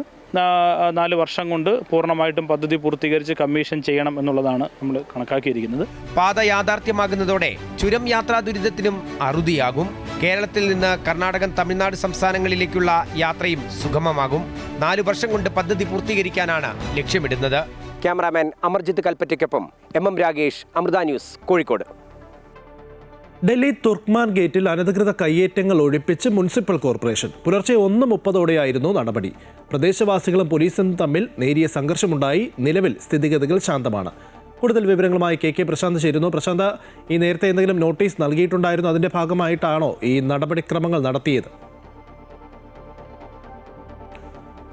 ഡൽഹി തുർക്ക്മാൻ ഗേറ്റിലാണ് അനധികൃത കയ്യേറ്റങ്ങൾ മുനിസിപ്പൽ കോർപ്പറേഷൻ ഒഴിപ്പിച്ചിരിക്കുന്നത്. ഇന്ന് പുലർച്ചെയായിരുന്നു ഈ നടപടി നടത്തിയത്. മാത്രമല്ല, പ്രദേശവാസികളും പോലീസും തമ്മിൽ ഈ കയ്യേറ്റങ്ങൾ ഒഴിപ്പിക്കുന്നതിനിടയിൽ ചെറിയ രീതിയിലുള്ള സംഘർഷമുണ്ടായിട്ടുണ്ട്. കനത്ത സുരക്ഷ അവിടെ ഒരുക്കിയിട്ടുണ്ട്. നിലവിലത്തെ സ്ഥിതി ശാന്തമാണ്. പ്രശാന്ത് ചേരുന്നുണ്ട്. പ്രശാന്ത്, ഈ നേരത്തെ നോട്ടീസ് എന്തെങ്കിലും നൽകിയിട്ടായിരുന്നോ ഈ നടപടിക്രമങ്ങൾ ഉണ്ടായത്? അതിൻ്റെ ഭാഗമായിട്ടാണോ ഈ സംഘർഷം ചെറിയ രീതിയിൽ ഉണ്ടായത്? ലിജിൻ, ഇതുമായി ബന്ധപ്പെട്ട നേരത്തെ, അതായത് ഈ പ്രദേശത്തെ അനധികൃത കയ്യേറ്റങ്ങളുമായി ബന്ധപ്പെട്ട ഒരു കേസ് നിലനിൽക്കുന്നുണ്ട്. ഹൈക്കോടതിയിലടക്കം ഈ സ്ഥലങ്ങളിലുള്ള ആളുകൾ, പ്രദേശവാസികൾ സമീപിക്കുകയൊക്കെ ചെയ്തതാണ്. ആ സമയത്ത് ഈ കയ്യേറ്റങ്ങൾ ഒഴിപ്പിക്കണമെന്നൊരു നിലപാടാണ് പ്രധാനമായും ഹൈക്കോടതി മുന്നോട്ട് വെച്ചത്. അതിന്റെ കൂടി അടിസ്ഥാനത്തിലാണ് ഇത്തരമൊരു നടപടി ഉണ്ടായിട്ടുള്ളത്. നേരത്തെ ഇത് ഒഴിപ്പിക്കുമെന്നൊരു നിർദ്ദേശം അല്ലെങ്കിൽ അത്തരമൊരു നീക്കം ഉണ്ടാകുമെന്നുള്ള കാര്യത്തിൽ കൃത്യമായി നോട്ടീസ് നൽകിയിരുന്നു. പക്ഷെ അത് എപ്പോഴത്തേക്കാണ് എന്നുള്ളത് സംബന്ധിച്ചുള്ള കാര്യമാണ് ഉണ്ടാകാതിരുന്നത്. ഒരുപക്ഷെ ഈ 2 ദിവസം കൊണ്ട് ഒഴിപ്പിക്കുമെന്നൊരു വിവരം മാത്രമാണ് ആ ഘട്ടത്തിൽ പുറത്തു വന്നത്. ഏതായാലും ഫായിസ് ഇലാഹി മസ്ജിദിന് സമീപത്തുള്ളതാണ് ഈ തുർക്ക്മാൻ ഗേറ്റ്. ആ പ്രദേശത്തിന്റെ തൊട്ടടുത്തുള്ള ഭാഗങ്ങളിലുള്ള അനധികൃത കയ്യേറ്റങ്ങളാണ് ഇപ്പോൾ മുനിസിപ്പൽ കോർപ്പറേഷന്റെ നേതൃത്വത്തിൽ ഒഴിപ്പിച്ചിരിക്കുന്നത്. ഹൈക്കോടതി ഉത്തരവ് പ്രകാരമാണ് നടപടിയെന്ന് അധികൃതർ വ്യക്തമാക്കുകയും ചെയ്തിരുന്നു. ഇതിനു മുൻപ് അടിയന്തരാവസ്ഥ സമയത്ത് ഇത്തരത്തിലൊരു ഒഴിപ്പിക്കൽ ആ പ്രദേശത്തിനകത്ത് തന്നെ നടക്കുകയും വലിയ സംഘർഷം ഉണ്ടാകുകയും മരണങ്ങളൊക്കെ ഉണ്ടാകുകയും ഒക്കെ ചെയ്തത് അതിന്റെ ഒരു ചരിത്രമാണ്. അതിനുശേഷം പിന്നീട് ഇങ്ങോട്ട് യാതൊരു തരത്തിലുള്ള നടപടി ഉണ്ടായിരുന്നില്ല. ഇന്ന് പക്ഷേ പുലർച്ചെ 1 മണിയോടുകൂടി JCB ഉൾപ്പെടെയുള്ള സംവിധാനങ്ങളുമായി അധികൃതർ എത്തുകയും വളരെ പെട്ടെന്ന് തന്നെ വിവിധ സോണുകളായി തിരിച്ച വളരെ പെട്ടെന്ന് ഈ അനധികൃത കയ്യേറ്റങ്ങൾ ഈ മസ്ജിദിനോട് ചേർന്നുള്ള പ്രദേശങ്ങളോ അതിനടുത്തുള്ള മറ്റ് പ്രദേശങ്ങളും ഒക്കെ തന്നെ ഉൾക്കൊള്ളുന്നതാണ്. അതിൽ ഏറ്റവും പ്രധാനപ്പെട്ടത് ഈ മസ്ജിദ് എന്ന് പറയുന്നത് രാംലീല മൈതാനിക്ക് തൊട്ട് സമീപത്താണ്. മാത്രമല്ല, ഡൽഹി സ്ഫോടനത്തിന്റെ സമയത്ത് അവിടെ എത്തിയ ഭീകരനൊരാൾ, അവിടേക്ക് എത്തിയ ഭീകരൻ, അതായത് ഈ സ്ഫോടനം നടത്തിയ ഭീകരൻ താമസിച്ച അല്ലെങ്കിൽ അവിടെ നിന്നിരുന്നു, കാർ പാർക്ക് ചെയ്ത സ്ഥലം കൂടിയാണ് ഈ പ്രദേശം. അങ്ങനെ ചില വിവാദങ്ങളും ഒക്കെ ഇതുമായി ബന്ധപ്പെട്ട ചില കാര്യങ്ങളും വിവരങ്ങളും ഒക്കെ തന്നെ പുറത്തു വന്നൊരു സ്ഥലം കൂടിയാണ്. ഈ മേഖലയിൽ നിരവധിയായ അനധികൃത കയ്യേറ്റം അത് അംഗീകരിക്കാനാകില്ല എന്ന് കോർപ്പറേഷൻ നേരത്തെ തന്നെ വ്യക്തമാക്കിയതാണ്. മാത്രമല്ല, ചെങ്കോട്ടയ്ക്ക് സമീപമാണ്, അതീവ സുരക്ഷാ പ്രാധാന്യമുള്ള പ്രദേശങ്ങളിലൊക്കെ കൂടിയുള്ള വഴികളെല്ലാം തന്നെ ഉൾക്കൊള്ളുന്നതാണ്. അതുകൊണ്ട് തന്നെ ഈ രീതിയിൽ മുന്നോട്ട് പോകാനാകില്ല എന്ന് തന്നെ കോർപ്പറേഷൻ നിലപാടെടുക്കുന്നു. അതിനെതിരെയാണ് പ്രദേശവാസികൾ ഹൈക്കോടതി സമീപിക്കുന്നത്. ഹൈക്കോടതി നിർദ്ദേശത്തിന്റെ അടിസ്ഥാനത്തിൽ തന്നെയാണ് ഇത്തരം ഒരു നീക്കമുണ്ടായത്. നേരത്തെ നോട്ടീസ് നൽകിയിരുന്നു. നിലവിൽ ഇതിലേറ്റവും പ്രധാനപ്പെട്ട കാര്യം, പോലീസ് വളരെ സന്നാഹങ്ങളോടുകൂടി, അതായത് കോർപ്പറേഷൻ കൃത്യമായി തന്നെ പോലീസിന്റെ സഹായം തേടുന്നു. പോലീസിന്റെ സംവിധാനങ്ങൾ അർദ്ധ സൈനിക വിഭാഗങ്ങളെ അടക്കം തന്നെ ഇറക്കിക്കൊണ്ടുള്ള നീക്കമാണ് പ്രധാനമായും ഉണ്ടായത്. അതിനുശേഷം ശരി പ്രശാന്ത്, എന്തായാലും ഡൽഹി തുർക്ക്മാൻ ഗേറ്റിലാണ് അനധികൃത കയ്യേറ്റങ്ങൾ മുനിസിപ്പൽ കോർപ്പറേഷൻ ഒഴിപ്പിച്ചിരിക്കുന്നത്. ഹൈക്കോടതിയുടെ നിർദ്ദേശപ്രകാരമാണ് ഈ ഒഴിപ്പിക്കൽ നടപടി എന്നാണ് ഉദ്യോഗസ്ഥരും അധികൃതരും ഒക്കെ വ്യക്തമാക്കുന്നത്. KK പ്രശാന്ത് ആയിരുന്നു വിവരങ്ങൾ നൽകിയത്.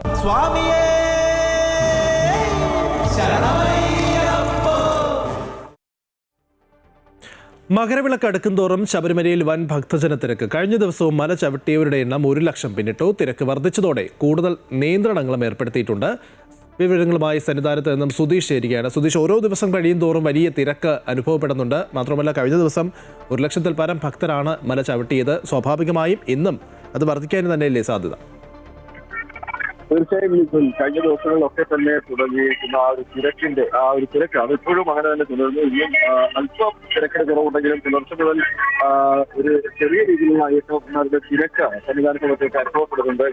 കഴിഞ്ഞ ദിവസം അത്രയും തിരക്ക് നമുക്ക് ദൃശ്യമാകുന്നില്ല. എന്തായാലും കഴിഞ്ഞ ദിവസം 1,13,000 പുറത്ത് അയ്യപ്പഭക്തരാണ് സന്നിധാനത്തേക്ക് മനം കഴിച്ചത്. ഇന്നും അത്തരത്തിലുള്ള ഒരു തിരക്കിലേക്ക് എത്തുമെന്ന് തന്നെയാണ് ഒരു കരുതുന്നത്. കഴിഞ്ഞ ദിവസങ്ങളിലൊക്കെ തന്നെ പമ്പയിലും നിലയ്ക്കലും ഒക്കെ ഇതുമായി ബന്ധപ്പെട്ട നിയന്ത്രണങ്ങൾ ഏർപ്പെടുത്തിയിരുന്നു. രാത്രി നിലയ്ക്കലിൽ നിന്നും പമ്പയിലേക്ക് അയ്യപ്പന്മാരെ കടത്തിവിട്ടിരുന്നില്ല. അതുപോലെ പമ്പയിലും ഈ രീതിയിലുള്ള നിയന്ത്രണങ്ങൾ ഉണ്ടായിരുന്നു. പമ്പയിലും അയ്യപ്പന്മാരെ സന്നിധാനത്തേക്ക് കടത്തിവിടുന്നത് അല്പസമയത്തേക്ക് തടഞ്ഞു വെച്ചിരുന്നു. കഴിഞ്ഞ ദിവസങ്ങളിൽ കണ്ടിരുന്ന സ്വാഭാവികമായ തിരക്ക് നിയന്ത്രിക്കുന്നതിന്റെ ഭാഗമായാണ് ഇത്തരത്തെ നിയന്ത്രണങ്ങൾ ഏർപ്പെടുത്തിയത്. കഴിഞ്ഞ 3-4 ദിവസങ്ങളിലായി 1,00,000 പുറത്ത് അയ്യപ്പഭക്തന്മാരാണ് സന്നിധാനത്തേക്ക് എത്തിക്കൊണ്ടിരിക്കുന്നത്. ഈ ഒരു തിരക്ക് നിയന്ത്രിക്കുന്നതിന്റെ ഭാഗമായി കൂടിയാണ് അയ്യപ്പന്മാർക്ക് കൂടുതൽ നിയന്ത്രണങ്ങൾ നിലയ്ക്കലും പമ്പയിലും ഒക്കെ ഏർപ്പെടുത്തിയിട്ടുള്ളത്. നടക്കുന്നതും സമരത്തിലും ഒക്കെ ക്യൂ നിന്നുകൊണ്ട് അയ്യപ്പന്മാരെ ഇവിടേക്ക് നിയന്ത്രിച്ച് സന്നിധാനത്തേക്ക് എത്തിക്കുന്നൊരു നിയന്ത്രണങ്ങളും ഇപ്പോൾ ഇതിന്റെ ഭാഗമായി ആരംഭിച്ചിട്ടുണ്ട്.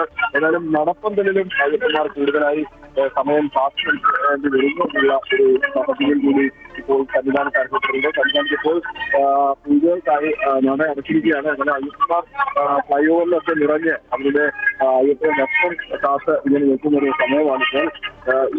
ഇപ്പോൾ കൂടുതലായി എത്തിക്കൊണ്ടിരിക്കുന്ന അയ്യപ്പന്മാർ അന്യ സംസ്ഥാനങ്ങളിൽ നിന്നുള്ള അയ്യപ്പന്മാരാണ്. അതുകൊണ്ട് തന്നെ അവർ ഇവിടേക്ക് എത്തിക്കഴിഞ്ഞാൽ അവരുടെ പൂജയും മറ്റുമൊക്കെ ആയി ഏറെ നേരം സന്നിധാനത്ത് പരിസര പ്രദേശങ്ങളിലൊക്കെ തങ്ങുന്നതിന് ശേഷം മാത്രമാണ് അവർ ഇവിടെ നിന്നും തിരികെ മടങ്ങാറുള്ളത്.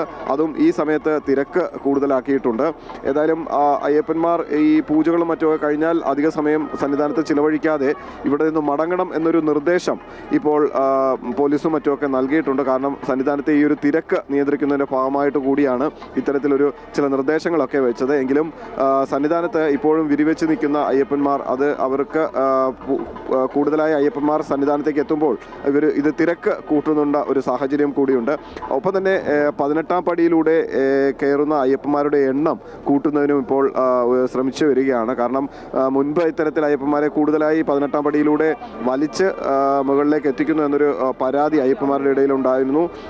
സ്വാഭാവികമായി അവർക്ക് 18ാം പടി ചവിട്ടി മുകളിലേക്ക് എത്താൻ സാധിക്കുന്നില്ല എന്നൊരു പരാതി ഉണ്ടായിരുന്നു. പക്ഷേ ഈ തിരക്ക് കൂടിയ സാഹചര്യത്തിൽ കൂടുതൽ അയ്യപ്പന്മാരെ 18ാം പടി ചവിട്ടിച്ചാൽ മാത്രമേ ഈ ക്യൂ നിൽക്കുന്ന അയ്യപ്പന്മാരുടെ എണ്ണത്തിലും ഒക്കെ കുറവുണ്ടാവുകയുള്ളൂ, ആ തിരക്ക് നിയന്ത്രിക്കാൻ സാധിക്കുകയുള്ളൂ. അത്തരത്തിലുള്ള നിയന്ത്രണങ്ങളിലേക്കാണ് ഇപ്പോൾ ശബരിമല പോയിക്കൊണ്ടിരിക്കുന്നത്.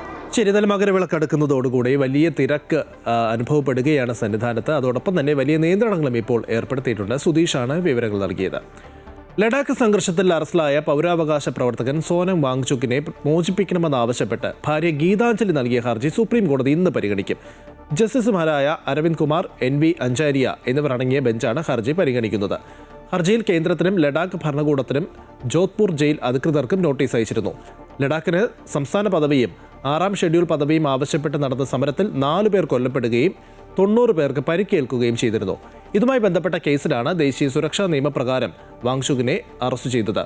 വാങ്ചുക്കിന്റെ ജുഡീഷ്യൽ കസ്റ്റഡി 100 ദിവസം പിന്നിട്ടിട്ടുണ്ട്. ഇടുക്കി ഏലപ്പാറ ടൗണിന് സമീപം എത്തിയ കാട്ടാനയെ വനമേഖലയിലേക്ക് തുരത്താനുള്ള ശ്രമം വിജയിച്ചില്ല. ജനവാസ മേഖലയിലേക്ക് കാട്ടാന കടക്കാതിരിക്കാനുള്ള വനവകുപ്പിന്റെ നടപടിക്രമങ്ങൾ മന്ദഗതിയിലാണെന്ന് ജനപ്രതിനിധികളും നാട്ടുകാരും ആരോപിക്കുന്നു.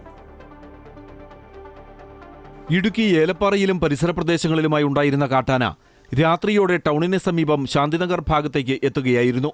വീടുകളിലുണ്ടായിരുന്ന ആളുകൾ ആനയെ കണ്ട് ബഹളം വെച്ചതോടെ സമീപത്തെ തേയിലത്തോട്ടത്തിലേക്ക് കയറി. പിന്നീട് കാട്ടാന പുതുലയം ഭാഗത്തെത്തി. ഇതുവഴി ഓട്ടോറിക്ഷയിൽ വന്ന യാത്രക്കാർ റോഡരികിൽ നിൽക്കുന്ന ആനയെ കണ്ട് ഓടി രക്ഷപ്പെടുകയായിരുന്നു. പോലീസ്, വനംവകുപ്പ് ഉദ്യോഗസ്ഥർ കാട്ടാനയെ തിരഞ്ഞെങ്കിലും കണ്ടെത്താനായില്ല. തോട്ടം തൊഴിലാളികൾ ഉൾപ്പെടെ താമസിക്കുന്ന മേഖലയിലാണ് ഒറ്റയാൻ ഇറങ്ങിയത്. അതിലേ കയറി ഇതിലേ വരുമ്പോഴാണ് ലയൻസിലടുത്ത് ഞാൻ ഇറങ്ങി ഈ പോസ്റ്റിൻ്റെ അവിടെ നിൽക്കുമ്പോൾ ആന നേരിട്ട് കണ്ടപ്പോഴാണ് ഇങ്ങോട്ട് ഓടി വരുമ്പോഴാണ് പിള്ളേരുടെ അടുത്ത് കഥവൊക്കെ തുറന്നല്ലേ കിടക്കുന്നത്, കഥവടയ്ക്കാനായിട്ട് എല്ലാവരും വിളിച്ച് പറയുകയും ചെയ്യും. വനംവകുപ്പ് ഉദ്യോഗസ്ഥർ ആനയെ നിരീക്ഷിച്ചു വരികയാണ്. എന്നാൽ ഇതിനെ ഉൾക്കാട്ടിലേക്ക് കയറ്റിവിടാനുള്ള ശ്രമങ്ങൾ വിഫലമായി. വനാതിർത്തിയിൽ വൈദ്യുതി വേലി നിർമ്മിക്കാനുള്ള തീരുമാനത്തിൽ വനംവകുപ്പ് വീഴ്ച വരുത്തിയെന്ന് ജനപ്രതിനിധികൾ ആരോപിക്കുന്നു. കേന്ദ്ര ഫണ്ടിൽ നിന്നും MP ഉൾപ്പെടെയുള്ള ആൾക്കാർ ഫണ്ട് അനുവദിച്ചിട്ടും ഇതുവരെയായിട്ടും വനമേഖലാ കേന്ദ്രങ്ങളിൽ ഇതുവരെയായിട്ടും ഫെൻസിംഗ് പോലും നടത്താത്ത സാഹചര്യമാണ് ഫോറസ്റ്റിന്റെ ഭാഗത്തു നിന്നും ഉണ്ടാകുന്നത്. RRTയുടെ പട്രോളിംഗ് ഏലപ്പാറയിൽ ഉറപ്പുവരുത്തണമെന്നും വനംവകുപ്പ് മന്ത്രി ഈ വിഷയത്തിൽ അടിയന്തരമായി ഇടപെടണമെന്നും ജനപ്രതിനിധികളും നാട്ടുകാരും ആവശ്യപ്പെട്ടു. MC Boban, Amrita news, Idukki. തിരുനാളിന് എത്തുന്നവർക്കെല്ലാം ജാതിമത ഭേദമന്യേ പനിനീർ പുഷ്പങ്ങൾ പ്രസാദമായി നൽകുന്ന ഒരു പള്ളിയുണ്ട് തൃശ്ശൂരിൽ. എറവുകപ്പൽ പള്ളിയിലാണ് കർണാടകയിലെ പൂപ്പാടങ്ങളിൽ നിന്നും എത്തിച്ച 10,000-ൽ പരം വിവിധ വർണ്ണങ്ങളിലുള്ള പൂക്കൾ നൽകി റോസാപ്പൂ പെരുന്നാളിന് തുടക്കമിട്ടത്. കപ്പൽ പള്ളി പോലെ തന്നെ പ്രശസ്തമാണ് ഇവിടത്തെ റോസാപ്പൂ വിതരണവും. തിരുനാളിന് മുന്നോടിയായുള്ള ആദ്യ ചടങ്ങാണ് റോസാപ്പൂ വിതരണം. ഇതിനായി കർണാടകയിലെ പൂപ്പാടങ്ങളിൽ നിന്ന് ശേഖരിച്ച 10,000-ലധികം റോസാപ്പൂക്കളാണ് പള്ളിയിൽ എത്തിക്കുക. First red, grand gala, Taj Mahal, red ribbon, royal class എന്നീ ഇനങ്ങളിലുള്ള ചുവപ്പ്, റോസ്, മഞ്ഞ, ഓറഞ്ച്, പിങ്ക്, പർപ്പിൾ, വെള്ള, ഗോൾഡൻ, റെഡ് ടീ, നീല, റെഡ് ആൻഡ് വൈറ്റ് എന്നിങ്ങനെ 10 നിറങ്ങളിലുള്ള റോസാപ്പൂക്കളാണ് വിശ്വാസികൾക്ക് നൽകുക. തിരുനാളിന്റെ ഭാഗമായി നടക്കുന്ന പൂപ്രസാദം വാങ്ങാൻ വിവിധ ദേശങ്ങളിൽ നിന്ന് വരെ ആളുകളെത്തും. അത്ഭുതങ്ങളുടെ റോസാപ്പൂ പെരുന്നാൾ വീണ്ടും തൃശ്ശൂരിലെ അരിമ്പൂർ എറവ് ദേശത്തെ കപ്പൽ പള്ളിയിൽ തുടങ്ങിയിരിക്കുകയാണ്. നാനാജാതി മതസ്ഥരായ ആളുകൾ ഈ ദേവാലയത്തെ അങ്കണത്തിലേക്ക് കടന്നു വരികയും നേർച്ചയായി റോസാപ്പൂക്കൾ വാങ്ങി ഒരു വർഷത്തോളം അത് അവരുടെ വീടുകളിൽ വെച്ച് അവരത് പ്രത്യേകമായി പുണ്യവതിയുടെ മാധ്യസ്ഥം തേടി പ്രാർത്ഥിക്കുകയും ചെയ്യുന്നു. സെന്റ് തെരാസസ് കപ്പൽ പള്ളിയിലെ തിരുനാളാണ് ആചാരരീതികളിൽ വർണ്ണവൈവിധ്യം നിലനിർത്തുന്നത്. പുഷ്പകിരീടം ശിരസിൽ ധരിച്ച് അൾത്താരയുടെ മുന്നിൽ അണിനിരന്നവർ റോസാപ്പൂക്കൾ ഉയർത്തിപ്പിടിച്ചപ്പോൾ Shamshabad archbishop Mar Prince Panengadan മെത്രാപ്പൊലിത്ത ആശീർവാദ കർമ്മം നടത്തി. അമൃത ന്യൂസ്, തൃശൂർ. ബൊഗെയിൻവില്ല കൊണ്ട് വീടും പരിസരവും നിറങ്ങളുടെ സ്വർഗമാക്കി മാറ്റി കോഴിക്കോട് സ്വദേശികളായ ബിന്ദു ജോസഫും ഭർത്താവ് ജോജോയും. ഇവിടെയുള്ള കടലാസ് പൂക്കൾക്ക് ചെറിയൊരു പ്രത്യേകത കൂടിയുണ്ട്. കൗതുകകരമായ ആ കാഴ്ച കാണാം. പൂന്തോട്ടങ്ങളെ മനോഹരമാക്കുന്നതിൽ കടലാസ് പൂക്കൾ വഹിക്കുന്ന പങ്ക് ചെറുതല്ല. ബിന്ദു ജോസഫിന്റെ വീട്ടിലെത്തിയാൽ കടലാസ് പൂക്കളുടെ വിവിധ വെറൈറ്റികൾ കാണാൻ സാധിക്കും. ഇനി അതൊന്ന് കണ്ടുവരാം.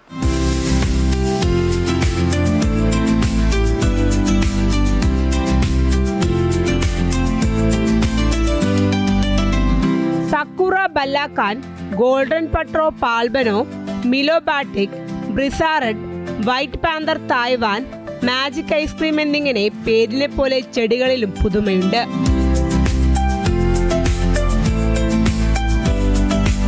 ഒന്നിനു പകരം വിവിധ വർണ്ണങ്ങളിലെ പൂക്കളാണ് ഒരു ചെടിയിലുള്ളത്. ഇരുനിറത്തിലുമുള്ള കടലാസ് പൂക്കളും വേറിട്ട കാഴ്ചയാണ്.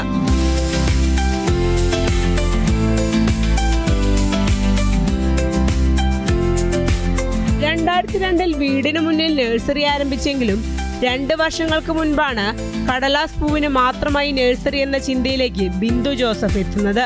ഭർത്താവ് പൂർണ്ണ പിന്തുണയും നൽകി. പാഷനൊപ്പം വരുമാനവും നേടിയെടുക്കുകയാണ് ബിന്ദു. 100ന്റെ അടുത്ത് നമുക്ക് വെറൈറ്റീസ് ഉണ്ട്. ഇപ്പോൾ ലേറ്റസ്റ്റ് വെറൈറ്റീസ് പറഞ്ഞാൽ തായ്ലാൻഡ് ഇമ്പോർട്ടഡ് പ്ലാന്റ് ആണ് എല്ലാം തന്നെ ഉള്ളത്. അതിൽ ഓരോന്നിനും കറക്റ്റ് ഐഡിയ ഉണ്ട്. സക്കുറ ബല്ലാക്കാൻ, അതുപോലെ തന്നെ watermelon kiss, blueberry ice, buttercup എന്നൊക്കെ പറയുന്ന പോലെ ഡിഫറെൻറ്റ് ഐഡിയയിലാണ് ഇപ്പോൾ ഇത് അറിയപ്പെടുന്നത്. അപ്പോൾ ആ ഐഡിയയിൽ അന്വേഷിച്ച് വരുന്ന ആൾക്ക് കറക്റ്റായിട്ട് നമുക്ക് കൊടുക്കാൻ പറ്റുന്നുണ്ടെന്നുള്ളതാണ്. ഇതിൽ തന്നെ മൾട്ടി കളർ ഗ്രാഫ്റ്റഡ് ബോഗൺവില്ലകളാണ് നമ്മൾ ചെയ്യുന്നത്. അതായത് ബോൺസായി പോലെ ആക്കിയിട്ട് ഒരു 10-40 വർഷമൊക്കെ ഏജുള്ള നാടൻ പ്ലാന്റിൽ നമ്മൾ മൾട്ടി കളേഴ്സിന് ക്രാഫ്റ്റ് ചെയ്യും. ഒരു 13-14 കളർ തന്നെ ഒരു സിംഗിൾ പ്ലാന്റിലുള്ള പ്ലാന്റുകൾ നമുക്കിവിടെ അവൈലബിൾ ആണ്. 1 കോടി രൂപയ്ക്ക് ഒരു വീട് ഉണ്ടാക്കുന്നവന് എന്തുകൊണ്ടും നമുക്ക് 1 ലക്ഷം രൂപയുടെ പ്ലാന്റ് അവർ പ്രിഫർ ചെയ്യും മുൻപിൽ വെക്കാനായിട്ട്. അപ്പോൾ ഒറ്റ പ്ലാന്റ് മതിയാവും. ഡിഫറെൻറ്റ് കളേഴ്സിന് ഡിഫറെൻറ്റ് കോൺട്രാസ്റ്റിംഗ് കളേഴ്സ് ആയിരിക്കും. അപ്പോൾ അങ്ങനെ ഒരു പ്ലാന്റ് മുൻപിലിട്ടുണ്ടെങ്കിൽ അവർ അത് അഫോർഡ് ചെയ്യും. ആ ഒരു അഫോർഡ് ചെയ്യാൻ കഴിവുള്ള കസ്റ്റമേഴ്സാണ് നമ്മുടെ മെയിനായിട്ടുള്ള കസ്റ്റമേഴ്സ്. വടകര അമൃത വിദ്യാലയത്തിലെ അക്കാദമിക് കോർഡിനേറ്ററും കൗൺസിലർ സൈക്കോളജിസ്റ്റുമായ ബിന്ദു ഇതിനോടകം തന്നെ പണ്ഡിറ്റ് ദീൻ ദയാൽ ഉപാധ്യായ അന്ത്യോദയ കൃഷി പുരസ്കാരങ്ങൾ ഉൾപ്പെടെ നേടിയിട്ടുണ്ട്.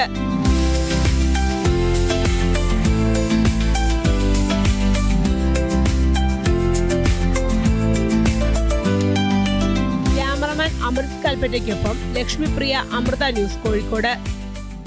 ഇനി വിപണി വിലയിരുത്തലുമായി ധനകാര്യ ഓഹരി വിദഗ്ധൻ കെ ദിലീപ് ചേരുകയാണ്. ദിലീപ്, ഇന്ന് എങ്ങനെയായിരിക്കും ഈ വിപണി ഓഹരി മേഖലയിലെ മുന്നോട്ട് പോക്കും തുടക്കമൊക്കെ എങ്ങനെയായിരിക്കും? ഇന്നും നഷ്ടത്തിലായിരിക്കും വ്യാപാരം തുടങ്ങുക. കഴിഞ്ഞ 2 ദിവസമായി വിപണിയിൽ വലിയ തോതിലുള്ള വിൽപ്പന തുടരുക തന്നെയാണ്. അതിന് ഏറ്റവും പ്രധാനപ്പെട്ട കാരണം മുൻനിര ഓഹരികൾ കേന്ദ്രീകരിച്ചുകൊണ്ടുള്ള വിൽപ്പനയാണ്. പ്രത്യേകിച്ചും HDFC ബാങ്ക്, റിലയൻസ് തുടങ്ങിയ ഓഹരികളിൽ ഉണ്ടായിട്ടുള്ള കനത്ത വിൽപ്പനയാണ് ഇന്നലെ സൂചികളെ നഷ്ടത്തിലാക്കിയത്. രണ്ടാം നിര ചെറുകിട ഓഹരികളിലും നഷ്ടം തുടരുക തന്നെ ചെയ്തു. എന്നാൽ ആഗോള സാഹചര്യങ്ങൾ അത്ര മോശകരമല്ല. എങ്കിൽ കൂടിയും നമ്മുടെ വിപണിയിലുള്ള ഇപ്പോഴത്തെ ഈ ഒരു വിൽപ്പനയ്ക്ക് പ്രധാനപ്പെട്ട ഒരു കാരണം നേരത്തെ സൂചിപ്പിച്ച ഈ ഒരു വിൽപ്പന തന്നെയാണ്. ചെറുകിട നിക്ഷേപകരാണ് ഏറ്റവും കൂടുതൽ ഈ ഒരു നിലവാരത്തിൽ വിപണിയിൽ വിൽപ്പന നടത്തുന്നത്. വിപണിയുടെ ഉയർന്ന നിലവാരത്തിലുള്ള ഒരു ലാഭമെടുക്കലാണ് ഇപ്പോഴത്തെ ഈ ഒരു പ്രവണതയ്ക്ക് പ്രധാനപ്പെട്ട ഒരു കാരണം. ഒപ്പം തന്നെ ആഗോള സാഹചര്യങ്ങളിലും പ്രത്യേകിച്ചും ഇന്ത്യയുമായി ബന്ധപ്പെട്ട് US-ന്റെ താരിഫ് നിർണ്ണയത്തിൽ തുടരുന്ന ഒരു അനിശ്ചിതത്വവും കൂടുതൽ താരിഫ് ചുമത്തിയേക്കുമെന്നുള്ള പ്രസ്താവനകളുമെല്ലാം വിപണിയെ നഷ്ടത്തിലേക്ക് നയിക്കുന്നതിൽ പ്രധാനപ്പെട്ട ഘടകമായി പ്രവർത്തിക്കുന്നുണ്ട്. എന്നാൽ വിദേശ നിക്ഷേപ സ്ഥാപനങ്ങൾ കഴിഞ്ഞ 2 ദിവസമായി വിപണിയിൽ കാര്യമാത്ര വിൽപ്പനയിലല്ല, നാമമാത്ര വിൽപ്പന മാത്രമാണ് അവരുടെ ഭാഗത്തുനിന്നും ഉണ്ടായിട്ടുള്ളത്. ചെറുകിട നിക്ഷേപകർ വിപണിയുടെ ഉയർന്ന നിലവാരത്തിൽ എടുത്തതും ഒരു കാരണം തന്നെയാണ്. എന്തായാലും വരും ദിവസങ്ങളിലും വിപണിയിൽ വലിയ തോതിലുള്ള കയറ്റിറക്കങ്ങൾ തുടരാൻ തന്നെയാണ് സാധ്യത. നിലവിലെ സാഹചര്യത്തിൽ 26,200 എന്നുള്ള ഒരു നിലവാരമായിരിക്കും മുൻനിര സൂചികയായി നിഫ്റ്റിക്ക് പ്രധാനം. ആ ഒരു നിലവാരത്തിന് മുകളിൽ നിലനിന്ന് വ്യാപാരം നടക്കുന്ന ഒരു സാഹചര്യത്തിൽ വിപണി മുന്നോട്ട് നീങ്ങുമെന്നുള്ള പ്രതീക്ഷയുണ്ട്. മറിച്ചാണെങ്കിൽ 26,000 എന്ന നിലവാരത്തിലേക്ക് നീങ്ങാനുള്ള സാധ്യതയുമുണ്ട്. എന്തായാലും വരും ദിവസങ്ങളിലും വിപണിയിൽ വലിയ തോതിലുള്ള കയറ്റിറക്കങ്ങൾ തുടരാൻ തന്നെയാണ് സാധ്യത.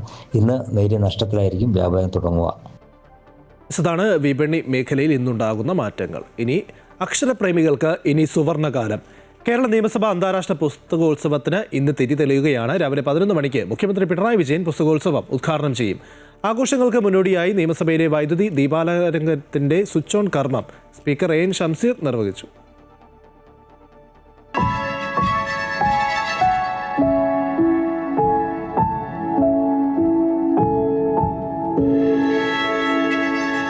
കഥകളെയും കഥാപാത്രങ്ങളെയും ചരിത്രത്തെയും അക്ഷരങ്ങൾക്കിടയിൽ തിരയുന്നവരാണോ നിങ്ങൾ? അങ്ങനെയെങ്കിൽ നിങ്ങൾക്ക് മുൻപിൽ വായനാനുഭവത്തിന്റെ പുതിയ വാതിൽ തുറക്കുകയാണ് കേരള നിയമസഭ അന്താരാഷ്ട്ര പുസ്തകോത്സവം. കേരള ലെജിസ്ലേറ്റീവ് അസംബ്ലിയുടെ എക്സ്ക്ലൂസീവ് ലെജിസ്ലേച്ചർ ഫെസ്റ്റിവലാണ് KLIBF. ആ KLIBF-ന്റെ 4th എഡിഷൻ ജനുവരി മാസം 7 മുതൽ 13 വരെ നിയമസഭാ കോംപ്ലക്സിൽ നടക്കുകയാണ്. 300ഓളം സ്റ്റാളുകൾ, 200-നടുത്ത് പ്രസാധകന്മാർ, വ്യത്യസ്ത ബുക്ക് ചർച്ചകൾ, വ്യത്യസ്ത സാംസ്കാരിക രാഷ്ട്രീയ രംഗത്തെ അധികായന്മാരുടെ ചർച്ചകൾ തുടങ്ങിയ എല്ലാ തരത്തിലും KLIBF-ൽ എല്ലാവർക്കും ആസ്വദിക്കാൻ സാധിക്കുന്ന രീതിയിൽ ലിറ്ററേച്ചർ ഫെസ്റ്റിവലാണ് ഞങ്ങൾ സംഘടിപ്പിച്ചിട്ടുള്ളത്.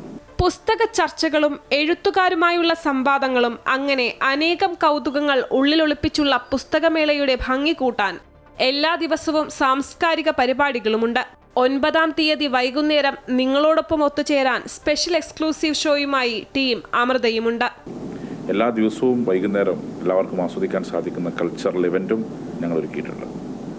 ജനുവരി മാസം 9-ാം തീയതി കൾച്ചറൽ ഇവൻ്റ് ഒരുക്കിയത് അമൃതയാണ്. അമൃത TV-യുടെ സ്പെഷ്യൽ എക്സ്ക്ലൂസീവ് ഷോ 2026 ജനുവരി മാസം 9-ാം തീയതി വൈകുന്നേരം നിയമസഭയുടെ ലോഞ്ചിൽ, ശങ്കരനാഥൻ തമ്പി ലോഞ്ചിൽ സംഘടിപ്പിക്കുന്നുണ്ട്. പുസ്തകമേളയ്ക്ക് മുന്നോടിയായുള്ള വൈദ്യുതി ദീപാലങ്കാരങ്ങളുടെ സ്വിച്ച് ഓൺ കർമ്മം സ്പീക്കർ AN ഷംസീർ നിർവഹിച്ചു.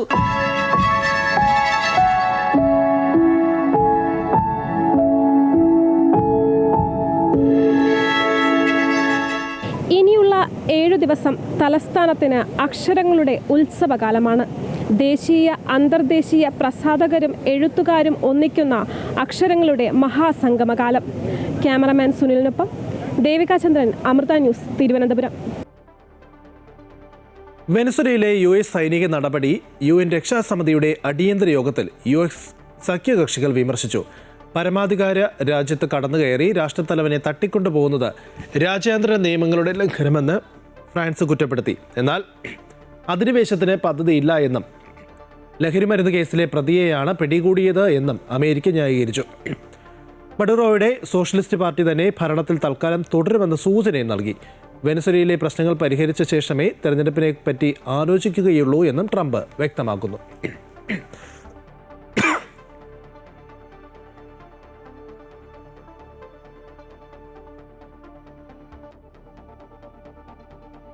പരമോന്നത നേതാവ് ആയത്തുല്ല അലി ഖമേനി രാജ്യം വിടാനൊരുങ്ങുന്നു എന്ന റിപ്പോർട്ടുകൾ തള്ളി ഇറാൻ എംബസി.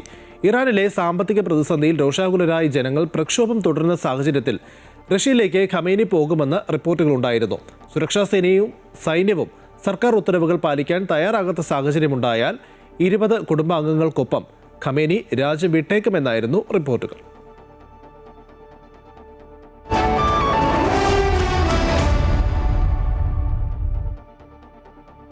ISL 12ാം സീസണിലെ അനിശ്ചിതത്വം നീങ്ങാൻ നിർണായകമായത് പ്രധാനമന്ത്രി നരേന്ദ്രമോദിയുടെ ഇടപെടൽ.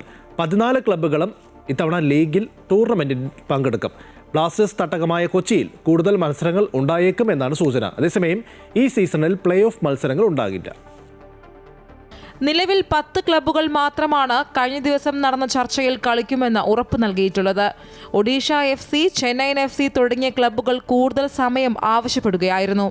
ചെലവ് കുറയ്ക്കുന്നതിന്റെ ഭാഗമായി വേദികളുടെ എണ്ണം 2 or 3 ആയി കുറയ്ക്കണമെന്ന് ഫെഡറേഷൻ നിർദ്ദേശം വച്ചെങ്കിലും ക്ലബ്ബുകൾ തള്ളി. കേരള ബ്ലാസ്റ്റേഴ്സ്, ബംഗളൂരു FC ടീമുകളുടെ പ്രധാന വരുമാനം ടിക്കറ്റിലൂടെയാണ്. ബ്ലാസ്റ്റേഴ്സ് തട്ടകമായ കൊച്ചിയിൽ കൂടുതൽ മത്സരങ്ങൾ ഉണ്ടായേക്കുമെന്നാണ് സൂചന. ആകെ 25 കോടി രൂപയാണ് ചെലവ് പ്രതീക്ഷിക്കുന്നത്. ഇതിൽ 10% ഫെഡറേഷനാണ് നൽകേണ്ടത്, 30% സാമ്പത്തിക പങ്കാളിയും.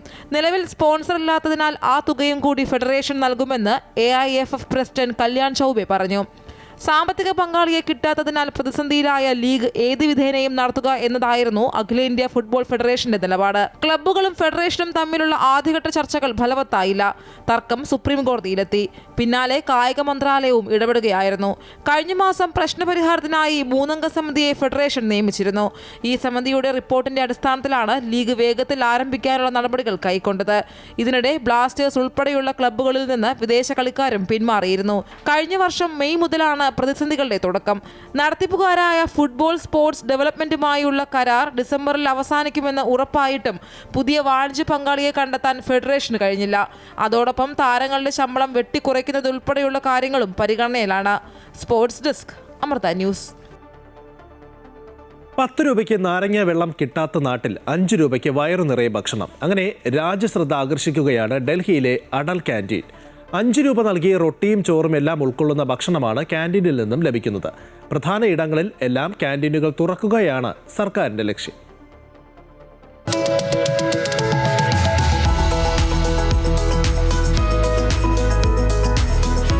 ജോലി തേടി ആയിരങ്ങൾ വന്നു പോവുകയും താമസിക്കുകയും ചെയ്യുന്ന സ്ഥലമാണ് ഡൽഹി. കിട്ടുന്ന പണത്തിൽ നിന്ന് മിച്ചം പിടിച്ച് നാട്ടിലേക്ക് അയക്കുന്ന സാധാരണ മനുഷ്യർ ഒരുപാടുണ്ട് രാജ്യതലസ്ഥാനത്ത്. അവർക്ക് കൈത്താങ്ങാവുകയാണ് അടൽ ക്യാൻറ്റീനിലൂടെ ഡൽഹി സർക്കാർ.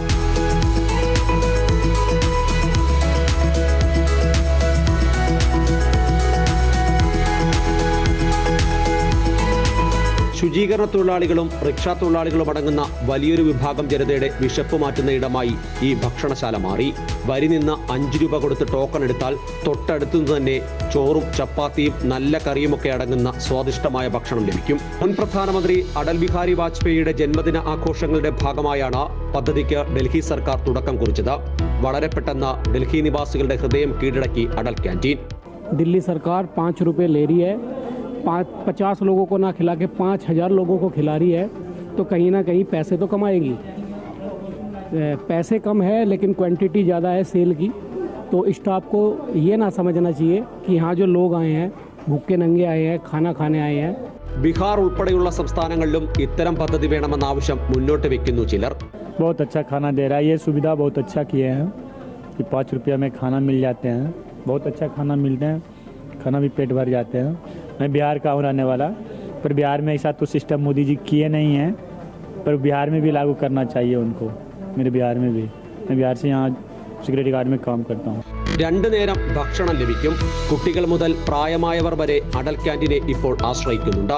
5 रुपये में खाना खिला रहे हैं, चावल दाल 4 रोटी सब्जी अचार. 500 सुबह 500 शाम, 1000 लोगों को पर डे खिलाना है. जो आदमी अवेलेबल हो जाते हैं उतना, उससे ज़्यादा ही होता है, कम नहीं होता. പദ്ധതി ആവിഷ്കരിച്ച ഡൽഹി മുഖ്യമന്ത്രി രേഖ ഗുപ്തയ്ക്കും പ്രധാനമന്ത്രി നരേന്ദ്രമോദിക്കും നന്ദി പറയുകയാണ് സാധാരണ ജനങ്ങൾ.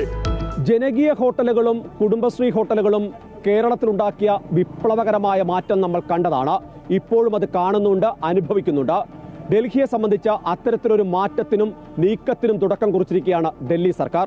5 രൂപയ്ക്ക് താലി ഭക്ഷണം കിട്ടുകയാണ്. ചപ്പാത്തിയും ചോറുമെല്ലാം ഉൾക്കൊള്ളുന്ന നല്ല വിഭവസമൃദ്ധമായ ഭക്ഷണം.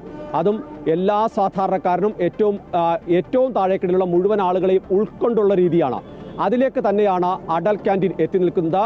ഒരുപക്ഷേ ഡൽഹിയുടെ മുഖച്ഛായ തന്നെ മാറ്റാൻ കഴിയുന്ന, ഉത്തരേന്ത്യയുടെ മുഖച്ഛായ തന്നെ മാറ്റാൻ കഴിയുന്ന ഒരു പദ്ധതിയായി അടൽ ക്യാൻറ്റീൻ മാറുമെന്ന ഉറപ്പാണ്.